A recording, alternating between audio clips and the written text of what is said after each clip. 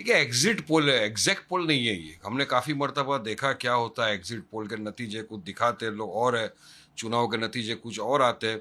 अब दिल्ली का चुनाव हम तो सिर्फ 2 सीटों के ऊपर लड़े, मुस्तफ़ाबाद में लड़े और ओखला में लड़े, और जो पब्लिक ने मोहब्बत से नवाजा, मजलिस इत्तेहादुल मुस्लिमीन हमारी पार्टियों को, हमारे party president barrister Asaduddin Owaisi साहब ने वहाँ पे काफ़ी मेहनत की और आज भी पोलिंग काफ़ी अच्छी हुई है वहाँ पर।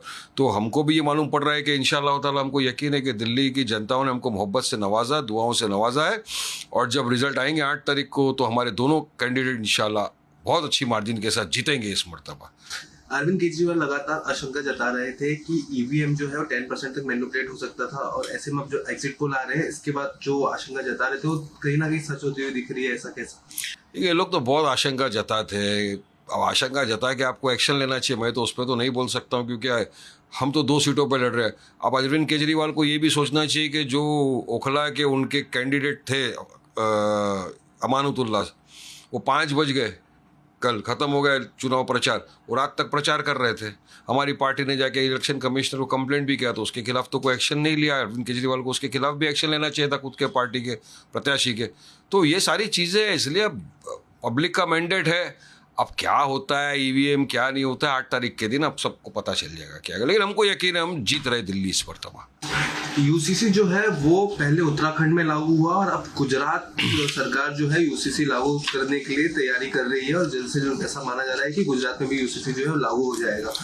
देखिए भारत देश सेक्युलर, यहाँ पर गंगा जमनी तहजीबी मानी जाती है। हर इंसान अपने अपने हिसाब से अपना कल्चर का पालन करता है, और एक ही तरह का आप कानून ला के देश पे नहीं लगा सकते। अभी आपने लगाया, मैं आपको बता रहा हूँ कितने राज्य के अंदर गाय यम्मी है, कितने राज्य के अंदर गाय मम्मी है। आप क्या करेंगे उसका कानून का? आपने वहाँ पे लगा तो दिया यूसीसी, लेकिन ट्राइबल्स को आपने हटा दिया वहाँ से।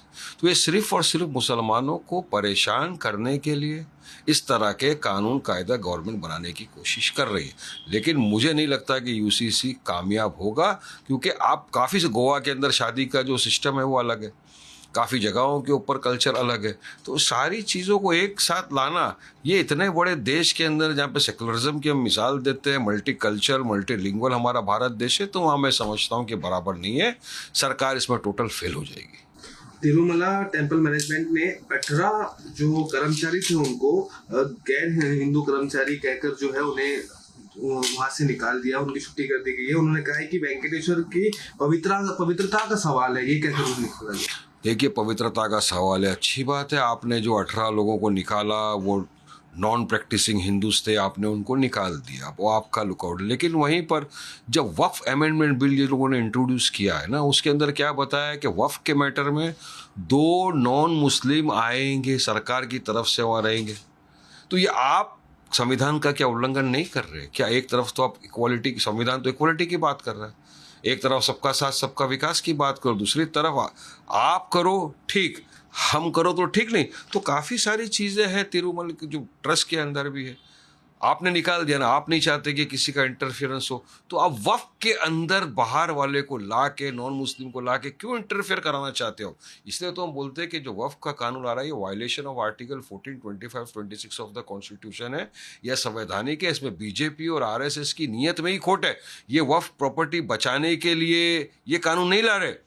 ये वक्फ की जो हमारी प्रॉपर्टी है, जिस पे हमारे मुसलमानों का, यतीमों का, बेवाओं का अधिकार है, जो हमारी मस्जिद है, मदरसे और फनेज है, उस पर सरकार की नज़र है, और बीजेपी सरकार उसको हड़पना चाहती है, उसको हजम करना चाहती है, इसलिए इस तरह का कानून ला रही है।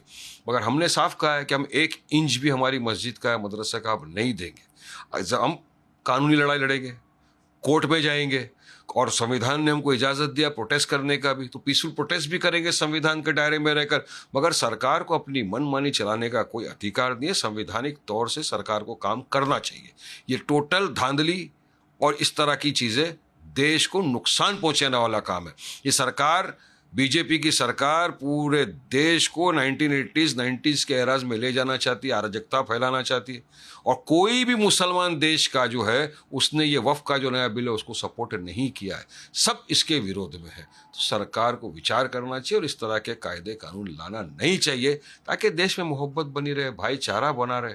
आप क्यों अराजकता फैलाना चाहते हो, क्यों नफरत फैलाना चाहते हो? कभी तो मोहब्बत की बात कर लिया करो, मगर सरकार को तो राजनीति पूरी नफरत के बेसिस पे करना है, तो इसलिए लेके आते इस तरह के कानून। अब देखिए क्या हो रहा है, तिरुमला के अंदर एक उदाहरण दे दिया ना मैंने आपको। यहाँ पे जो 18 लोग थे जो नॉन हिंदूज थे उनको आपने निकाल दिया, ठीक है चलिए आपका जो भी कायदा था। तो हमारे इसमें भी ये वक्फ के अंदर आप उसके अंदर नॉन मुस्लिम को डाल के क्या कराना चाहते हो? तो ये साबित हो गया कि इनकी नीयत में खोट है, सब गलत कर रही है सरकार का। For exclusive and insightful videos, subscribe to our new channel ABP Live Premium.